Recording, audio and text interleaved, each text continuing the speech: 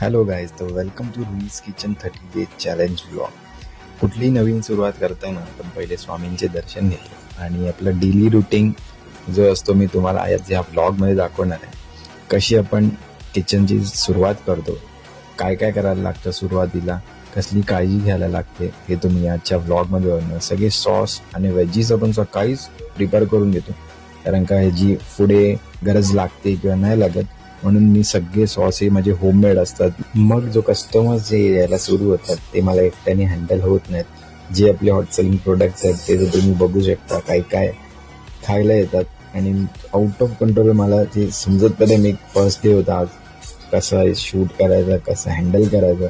मी आधी पण व्लॉग केलेत भरपूर, पण हे काम करून किचनचं आणि कस्टमर्स हँडल करून हे करणं खूप हार्ड आहे. आय एम रिअली हॅपी की जे मी माइंडसेट करून बिझनेस स्टार्ट केला ना ते ऑन व्हील्स जात आहे.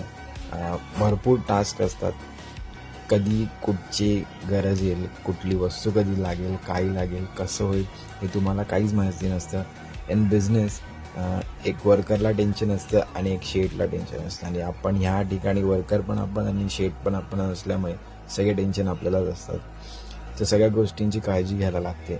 तर हे वन बाय वन तुम्हाला दररोज मी सांगत जाईल. आणि आतापर्यंत माझ्याकडनं काही मिस्टेक्स झाल्या त्या तुम्ही तुमच्या बिझनेसमध्ये नाही केल्या पाहिजेत, त्या तुम्हाला जर ऐकायच्या असतील तर रुईज किचनला नक्की फॉलो करा.